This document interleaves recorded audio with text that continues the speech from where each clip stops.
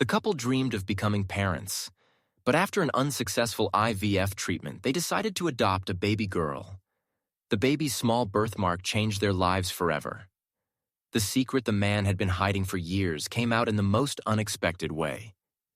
Marissa and Derek Coleman lived in the eastern suburbs of Boston, in a small but cozy house surrounded by oak trees and old-fashioned lanterns on vintage poles. Their neighbors, mostly respectable and quiet townspeople, were accustomed to the measured flow of life and appreciated the Coleman family for their friendliness and helpfulness. Marissa, a slender woman with brown hair and a soft, slightly husky voice, had long dreamed of becoming a mother. Her husband, Derek, a good-natured and serious man with a slight gray in his hair, worked as a manager for a large logistics company. Together, they had been through a long journey of in vitro fertilization, IVF attempts, but each time the dream of a baby slipped further away. On the day doctors openly told Marissa that the chances of a successful pregnancy were vanishingly small, she felt as if space was rapidly shrinking around her.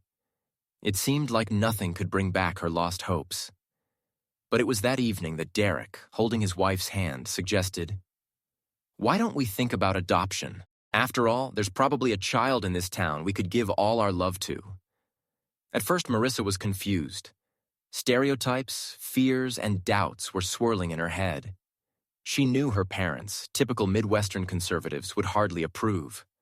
They thought bloodlines were something of exceptional importance. But when Marissa looked into her husband's eyes, full of love and quiet determination, she agreed to at least visit the local foster care center. The center was located in an old building on one of Boston's main streets. At the front desk, Marissa and Derek were met by a smiling social worker named Rachel Simon, a young woman in her 30s with a mop of curly hair. She had long been involved in family placement and could talk endlessly about children in need of loving parents. After a brief conversation, Rachel showed her several folders, and flipping through the documents, Marissa came across a picture of a 6-year-old girl named Luna. The blonde-haired little girl was staring straight into the camera with serious eyes that read shyness, but also flashed the spark of curiosity that Marissa liked so much. Running her eyes over the text of the dossier, Marissa learned that Luna was an orphan. She had changed foster families several times and had been living in an orphanage for almost a year without losing her childlike energy. It was then that something in Marissa's heart clicked. She felt she wanted to meet this girl. Derek noticed the change in his wife's face and, covering her hand with his, smiled slightly. "If you feel like seeing her, let's do it." The next day, the couple was already standing on the porch of the shelter, a low brick building a couple blocks from Rachel's office. They were met by a staff member who led Marissa and Derek into the playroom. Luna was sitting at a small children's table, coloring an outline picture of a huge butterfly with crayons. When the little girl heard that she had visitors, she looked over, and Marissa immediately noticed the same shy warmth in her eyes that she had seen in the picture. "Hi," Luna said softly. "My name is Luna. What's yours?" Marissa introduced herself and laughed muffledly at the unexpectedly adult wording of the question. Derek, more reserved, shook the girl's hand, answering with only a couple of phrases but smiling wider than usual. Everything happened swiftly. In a few weeks, the paperwork was completed, and Luna was officially part of the Coleman family. The day she first entered their home, Marissa had prepared a celebratory dinner. She ran excitedly around the living room, touching the figurines on the bookshelves, looking at old family photos, blinking excitedly, not believing that she had a real room with a fluffy rug and a beautiful new bed filled with pillows. Soon, however, Marissa noticed a small birthmark on the girl's wrist. To be exact, it was certainly listed on the medical file, but it had seemed like something completely insignificant at the time. Now that Luna was living with her under the same roof, when Marissa walked her to school every morning and put her to bed at night, the spot was still on her mind. There was something special about it. Tiny, light, not quite the right shape. But perhaps the birthmark had made a much bigger impression on Derek. From the first day Luna had settled into their home, the man, usually calm and genuinely happy, had been thoughtful at times. Sometimes he would freeze in the doorway of the girl's room, staring at her as if he saw something familiar. Marissa noticed the strange expression on his face, but wrote it off as anxiety over the adjustment. She was glad that Derek was so involved, spending time with Luna, reading her bedtime stories, showing her old photo albums of his native Boston to familiarize her with the city's history. However, Marissa's inner alarm bell clicked when Derek suddenly started staying longer at work. He'd explained it was because he had to take care of a complicated project at the logistics company, but Marissa noticed him checking his phone furtively, as if waiting for someone's message. He answered his wife's questions evasively and quickly changed the subject. It seemed like a small thing, but women were always sensitive to such changes. And somewhere deep inside, Marissa began to suspect that it wasn't that simple. It had been a month since Luna had moved into their home. The girl had already begun to get used to her new school, which was only a 20-minute walk away. She made fast friends with a neighbor girl named Nancy, and in the evenings they played in the yard, playing ball or hoop. Marissa was pleased to see how easily Luna was blending into her new life. But tensions with Derek were growing, even though everything seemed calm on the surface. One evening, when Luna was already asleep and Marissa was habitually sorting out the clean laundry in the living room, noticing that Derek was staying out late, she decided to call him. "Are you coming over soon?" she asked, trying to speak calmly. "It's almost 11 o'clock. There was a quiet noise on the other end, as if Derek had moved to another room so no one could hear the conversation. "Yeah, I'm still in the office. We're just, doing reports here." He crumpled his reply and abruptly cut the call off. Marissa was left standing in the living room with a sense of unease. Doubt swarmed in her soul. Did her husband really have an urgent job? Or was he hiding something important? The next day, Marissa decided to act more decisively. She waited until Derek sat Luna down for dinner and took his cell phone, ostensibly to take a picture of the plate with the new idea for the meal. In reality, she quickly scrolled through the list of recent messages. It contained something that looked very much like a number with no saved name but a string of messages, and almost all of them had been deleted. There were only a few scrappy lines. "Why don't we talk in person? Zrenia, dajte mnie больше времени." This brevity made Marissa even more wary. Who could be writing to her husband? Perhaps it was a coworker, or maybe an old acquaintance. Feeling the anxiety growing inside, she hastily returned the phone to its place. That evening, Luna decided to help Marissa with the baking. There was a charity fair at school tomorrow, and the girl had asked her to make animal-shaped cookies. While Luna was carefully placing the dough on the baking tray, Marissa couldn't resist asking, "Sunshine, did they tell you anything about your family at the orphanage?" "About my real family?" Luna pondered, frowning her forehead. "No. I only know that my mom died when I was very young, and no one talked about my dad. Maybe he never existed." She shrugged her shoulders with such childlike naivete that Marissa's heart stabbed with pain. When the cookies were already in the oven, Luna suddenly turned her wrist to Marissa and showed her birthmark. Aunt Crystal at the orphanage said it was my special mark, and that Daddy, if he existed, would probably know it was special too. But I don't understand why. Marissa only stroked the girl's head. She didn't know what to answer, but her thoughts swirled around the fact that she herself felt some strange energy associated with that spot. "It's nothing," she convinced herself, but even then, there was already an unease in the air. The Colemans began to talk less often. Each was immersed in his own thoughts. Derek, in some secret worries, and Marissa, in the fear that her husband's secret was connected with the moon and their future. The woman tried not to show it, remained a loving wife, but realized that something in life cracked, and this crack could destroy the marriage. The situation became more complicated when a friend came to visit her, the same Rachel Simon, a social worker who helped arrange Luna's adoption. The girl unofficially dropped by to check on the family. Over a cup of green tea in the small kitchenette, Rachel looked meaningfully at Marissa. "How are you? I sense something's wrong. You look tired. Is Luna okay?" "Luna's fine," Marissa replied, glancing toward the living room where the girl was watching a cartoon about space travel. "I'm a little exhausted, though. Derek's been staying late and he's been home less and less." And I'm afraid it's something. She didn't know how to phrase it. Something to do with the moon? Rachel nodded understandingly. If you need help or advice, I'm always here for you. And don't forget, any suspicious behavior in a family with an adopted child can affect the decision of the guardianship about further observation. I'm not scaring you, just letting you know. You need to stay calm right now. After her friend left, Marissa realized if she didn't find out what was going on, it could end in scandal and even risks to her guardianship status. But how to find out the truth? She had barely slept at night, listening to Luna sniffling in her room and Derek tossing and turning in bed as if in doubt. There was a silence in the room, filled with tension, and it foreshadowed serious change. When Saturday came, Marissa, pressured by her own thoughts, decided to take an extreme step. She remembered that a cousin in New Hampshire had an opportunity to have a genetic test done by an acquaintance at a private clinic, no questions or formalities.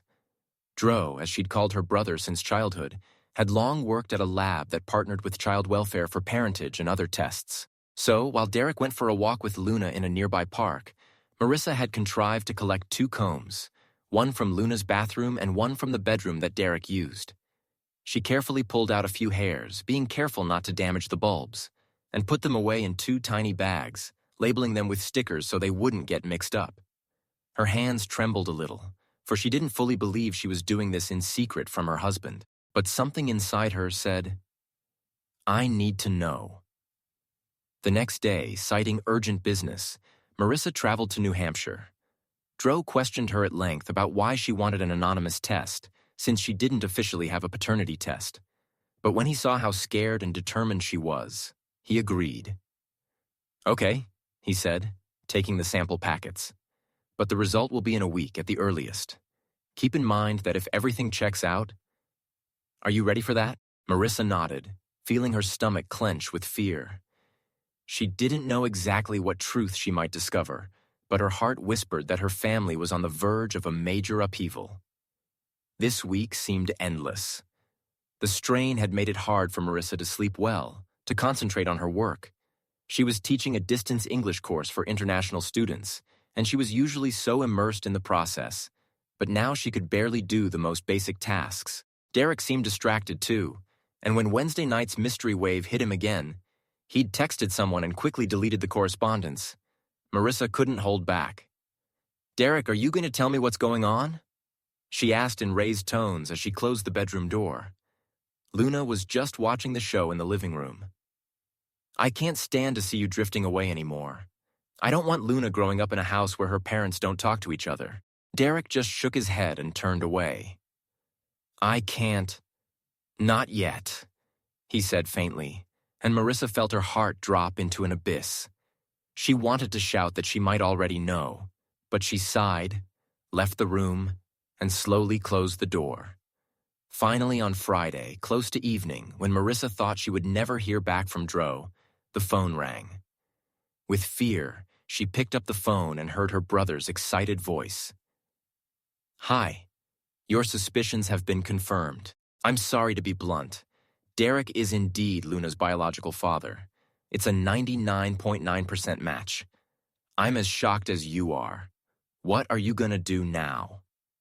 At that moment, time stood still for Marissa. She automatically thanked her brother, disconnected, and staggered to her chest, clutching the phone to her chest. It turned out that all this time, her biological father and her own daughter had been living under the same roof, and she, Marissa, had no idea. Fear, anger, and incomprehension stirred in her soul. So he knew, or at least had a hunch, she thought. That's why he reacted so strongly to the birthmark. Why didn't he tell me? And what to do with that knowledge now? She went downstairs where Derek and Luna were playing a board game on the rug. The little girl was looking at Daddy with adoring eyes, and he was smiling at her with his special, slightly guilty but tender look. Tears ran down Marissa's cheeks at the sight of this scene. She could not give herself away, could not spoil this moment, but she realized that ahead of them awaited a conversation, after which it would be impossible to return to the old life. The next day, Marissa was up early. She spent the night on the living room couch, unable to bring herself to lie down next to her husband. Luna, suspecting that there was tension in the air, quietly went over and hugged Mom, as Marissa had already been called. But the woman only squeezed her thin shoulders in response and asked her to go watch cartoons for now. When Derek came downstairs, he saw Marissa sitting at the kitchen table with her laptop closed and an empty cup of coffee. There was a chill in the air. For a few moments, they just stared at each other until Marissa sighed and spoke.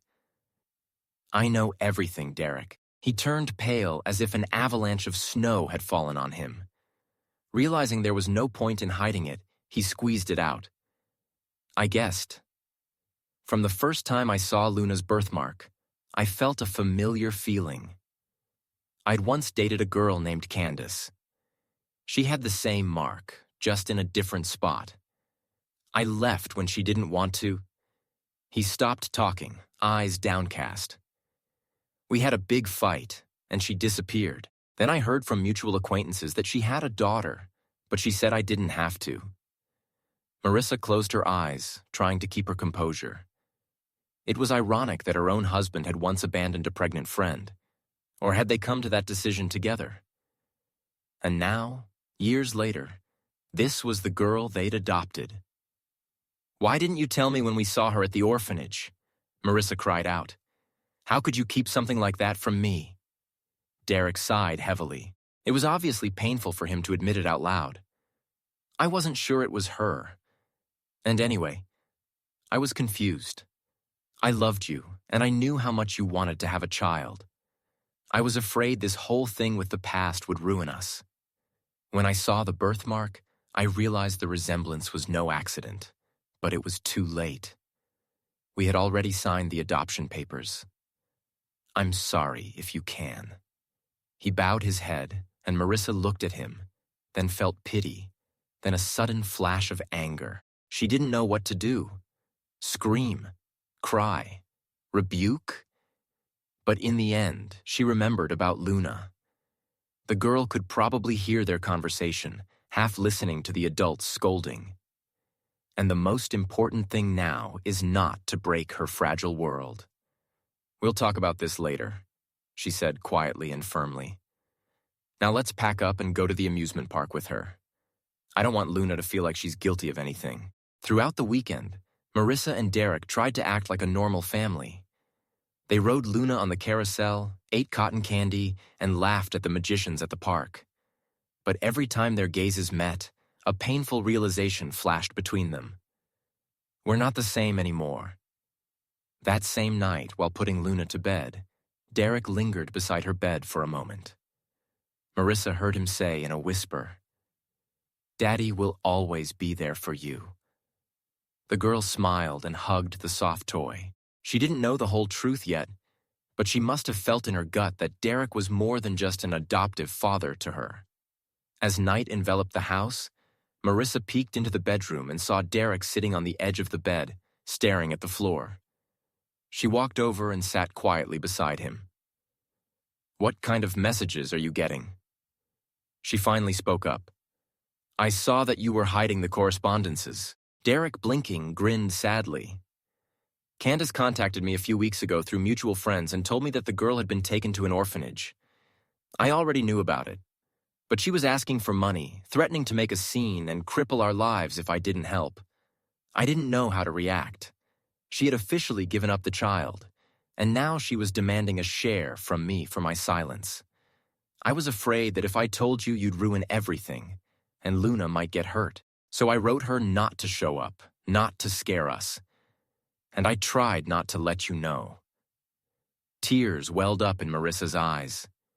She felt sorry for her husband. He was trapped in his own mistakes and past. But she was also angry that he hadn't confided in her right away. So many secrets, so many innuendos. And all of it would end up hurting Luna. Marissa barely whispered, "We need to work this out together. I don't want to lose you, Derek, and we shouldn't lose Luna. She's our daughter, despite the past." Derek rested his head against her shoulder, and they sat in silence for a long time in the darkness of the bedroom, listening to the little girl snoring quietly in her crib outside the door, who had no idea how complicated adult life could be. Another week passed, filled with tense conversations and attempts to build trust in the family. The couple decided to stand together against Candace, who began sending threatening messages. Derek found a good lawyer who could figure out if the ex-girlfriend had any rights and what she could claim. Most importantly, they had to decide how to tell Luna the truth and whether to tell her at all. On Saturday, while Luna was visiting her new friend Nancy, Derek and Marissa gathered in the living room and challenged Candace to a conversation. It didn't take long for the guest to show up. She was a spectacular woman with provocative makeup, expensive jewelry, and an icy stare. When Marissa saw her, she shuddered inwardly. She was the one who had given the girl to the orphanage and was now suddenly determined to regain control. "I only came for one thing," Candace said without even saying hello. "Money. I don't want your stinking remorse, Derek, and I certainly don't want to deal with a child who's now living with you. But if you don't give me $50,000, I'll make a fuss and tell the guardianship office that I was forced to give up the baby and you set it up. Or maybe Luna would like to know what her family is really like." Marissa clenched her fists, barely containing the urge to lash out at the woman. Derek turned visibly white as well, but answered more calmly than one might expect. "First of all, we're not going to allow any blackmail. We have a lawyer, and he will put you in your place today if you don't stop. Secondly, the child is not dependent on you. You signed the relinquishment papers, all the documents are legal. If you try to make a scene, it'll be worse for you. And most importantly, we'll tell Luna the truth as we see fit, not in the form of your vile threat." Candace snorted loudly. "We'll see who puts who in their place." She turned and walked out, slamming the door. For several minutes, Marissa and Derek sat there, digesting the conversation. The woman felt a rush of adrenaline, but she was scared at the same time. Candace could be very unpredictable. Days passed, but Candace was never heard from again. The lawyer advised them to contact the police if she made another blackmail attempt. It was suspected that Candace was just looking for an easy way to make a profit and was frightened when she saw the couple's determination. The main problem remained talking to Luna. How to explain to the child that Daddy was actually her biological father, but that circumstances were such that he only found out about her now? How do you keep a child's psyche from being traumatized without lying? Derek and Marissa decided to find a family psychologist. They were recommended Dr. Briggs, a well-known specialist in Boston who helped families with foster children. After several counseling sessions and discussions, they decided it was better to tell the truth, albeit in a gentle way, than to risk Luna accidentally finding out through hearsay. On that sunny Sunday afternoon, Marissa and Derek sat with Luna on the living room couch, brought her hot cocoa, and sat down next to her. The girl realized something, looking at their serious faces, and frowned questioningly. "Lune, we want to talk to you about your daddy." Marissa began cautiously. "You know, sometimes things happen in life that we don't say right away because we're afraid or we don't know how to say them." Derek put his hand on Luna's shoulder. "I'm not just your foster dad. I'm your real dad." For a moment, it was as if Luna had stopped breathing. Then she blinked slowly, shifted her gaze from Derek to Marissa and back to Derek again. "So, you're actually my dad? And I've been living next to my real dad all this time?" Derek nodded, trying to hold back the tears that were coming. "I'm sorry I didn't say that right away. I didn't know I had you before. And when I did, I was too scared to tell you. I didn't want to hurt you. But you're my daughter. I love you." Luna squeezed her father's palm and looked at Marissa. "Are you my mom then? For real?" Marissa's throat caught. She answered quietly, "I didn't give birth to you, but I love you like my own. And I'll always be your mom if you want me to." Suddenly, without a word, Luna jumped into their laps, hugged them both at once, and buried her face in Marissa's shoulder. Then she turned to Derek, looking at him a little confused and at the same time with a half-happy, half-thoughtful smile. "When are we going to go on the merry-go-round now, Dad?" Tears came to both adults' eyes, but this time they were tears of relief and joy. The scary days full of doubts and lies were behind us. Of course, that didn't mean things were easy. They still had a lot of family therapy and talking to do before Luna finally accepted the situation, and Derek and Marissa learned to live with this new phase. But most importantly, they had no secrets from each other now. They decided that together they would overcome everything. And so they did. As the months passed, the Coleman family grew closer together. Luna seemed to blossom with the realization that she was truly loved and accepted. Candace never showed up again. Her lawyer had sent her an official letter and informed her that the Coleman family was prepared to take her to court if she continued to blackmail her. Probably realizing that they will not be able to get the money, she preferred to disappear from their lives. One evening, when Luna was already asleep, Marissa and Derek sat on the back porch, wrapped in plaids, listening to the distant sound of the Boston highway. Yellow streetlights illuminated the curved driveway to the garage, and the outlines of the treetops loomed in the sky. The couple didn't talk about Candace or the secrets of the past. They talked about the future, planning a summer vacation to take the family to Lake Winnipesaukee, where they could rent a small boat and even try fishing. Marissa stroked Derek's hand and he smiled. "We've been through things that I didn't even believe could end well, but now I realize that we're strong as long as we stick together." Marissa nodded quietly, listening to the wind mixed with the distant sounds of the city.